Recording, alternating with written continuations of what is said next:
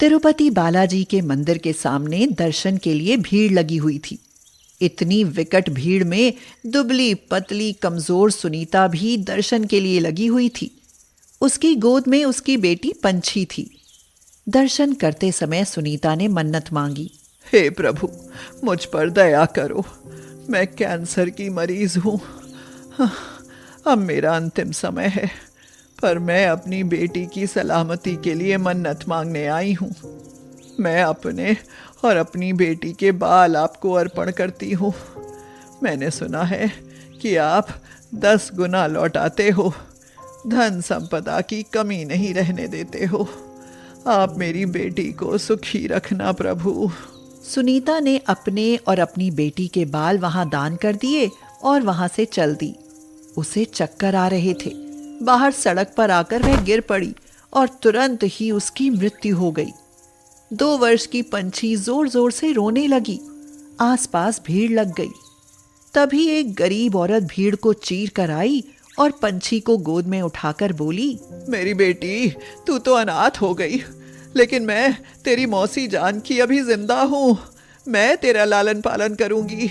ऐसा कहकर वह पंछी को अपने साथ ले गई। समय तेजी से गुजरा। 16 साल गुजर गए। पंछी अब 18 साल की एक खूबसूरत युवती थी। उसके बाल इतने सुंदर थे कि जो भी देखता वह मोहित हो जाता। वह घर से निकलती तो जानकी कहने लगती, रुक पंछी, मैं तेरे काजल का टीका लगा दूं, नहीं तो ये गली वाले नाशपीटे तुझे नजर लगा देंगे। जब देखो तब तारीफ करते रहते हैं। पंछी हंसकर कहती, क्या मौसी, तुम भी बेकार के चक्कर में पड़ी रहती हो, ये सब कुछ नहीं होता।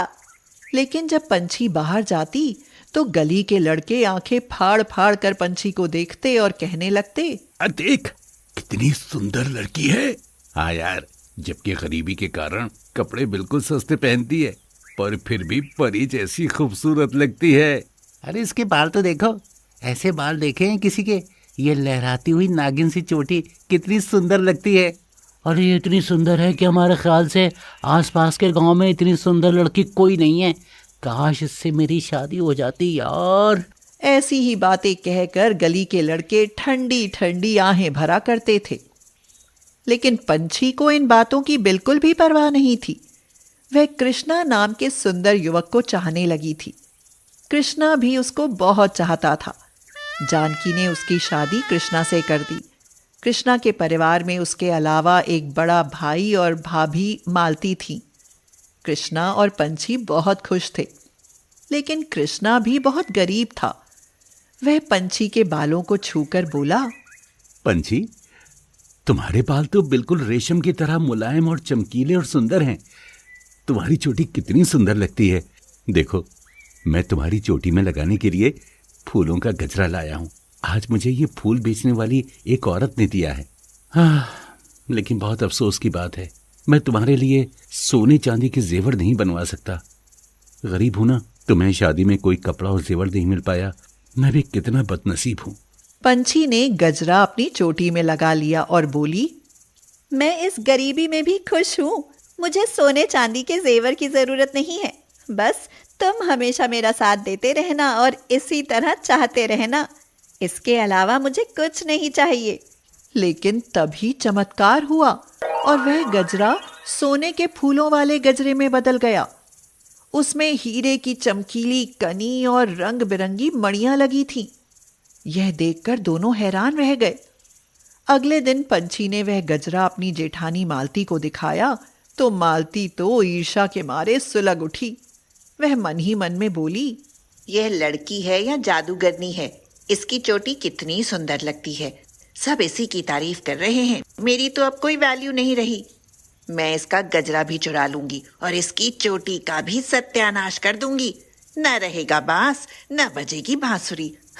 उसने मौका पाकर सोने का गजरा चुरा लिया और अपने संदूक में छिपाकर रख दिया। फिर उसने चुपके से पंछी के शैम्पू में खतरनाक केमिकल मिला दिया। पंछी ने अपने बालों को धोया और बाल सूखने पर जैसे ही कंघी की कि उसकी घनी घनी लटें कट कट कर गिरने लगी।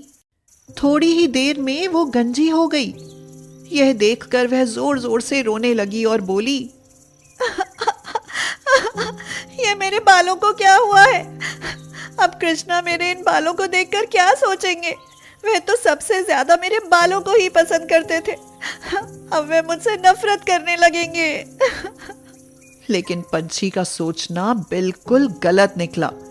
जब कृष्णा ने यह देखा तो उसको गले से लगाकर बोला, तुम रो मत पंछी, मैं तुम्हारे लिए फूलों वाला स्कार्फ लाकर दे दूंगा, वो तुम बांध लेना। थोड़े दिनों में बाल फिर से आ जाएंगे। अब तब तक के लिए अपना गजरा रख दो। लाओ, तुम्हारा गजरा मैं संभाल कर अपने पास रख लेता हूँ। पंछी गजरा ढूंढने लगी, लेकिन वह नहीं मिला। तब पंछी और जोर जोर से रोने लगी। वह बोली, मेरा गजरा भी गायब हो गया है। सारे अपशकुन हो रहे हैं। लगता है भगवान जी हमसे नाराज हैं। अब कृष्णा भी परेशान हो गया। सारे घर में गजरा नहीं मिला तो उसने पंछी को समझाया और कहा, तुम चिंता मत करो, जैसे जादुई ढंग से गजरा आया था ना, वैसे गायब हो गया। आप ठीक कहते हो।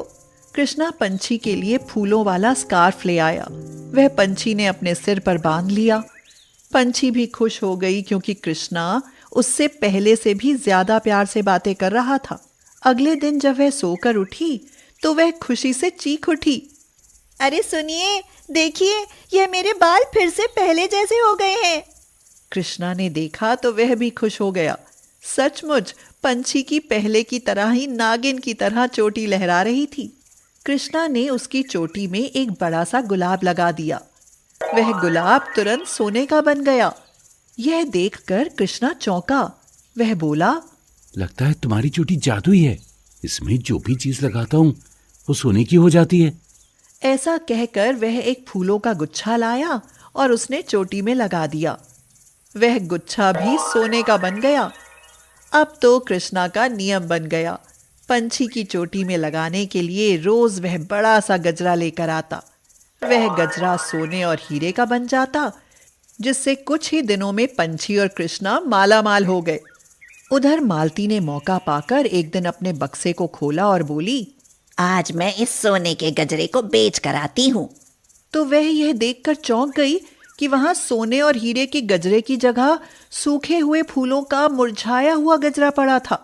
यह देखकर उसने अपने माथे को पीट लिया। उसी समय कृष्णा पंछी के साथ वहां खड़ा हो गया और बोला, भाभी, बुरी नीयत से किया गया कोई भी काम सफल नहीं होता। आपने जिस दिन गजरा चुराया था ना, मैंने उसी दिन आपको देख लिया था। हाँ? क्या? जब तुमने मुझे देख लिया था तो टोका क्यों नहीं? अभी और सुनिए, मुझे ये भी शक था कि उसके शैम्पू में आपने कुछ किया होगा, लेकिन मैंने कुछ नहीं कहा क्योंकि मैं नहीं चाहता था कि पंछी आपसे नफरत करे। मुझे पता था कि मेरी पंछी बहुत भोली और मासूम है, उसे किसी भी तरह का लालच नहीं है। उसके ऊपर भगवान की कृपा है और सुंदरता भी भगवान की ही तो देन है। जब आपका मन ही सुंदर नहीं है तो आपका शरीर कैसे सुंदर होगा? अभी भी मौका है भाभी, अपने आप को सुधार लीजिए। यह बात सुनकर मालती बहुत शर्मिंदा हो गई और उसी दिन से उसने अपने व्यवहार को सुधारना शुरू कर दिया। अब उसका व्यवहार सबके लिए बहुत अच्छा हो गया था। ना तो वह किसी से जलन करती थी और ना ही किसी को परेशान करती थी। जहां तक हो सकता था वह सबकी मदद करती थी। अब पूरे मोहल्ले में पंछी और मालती की प्रशंसा होती थी।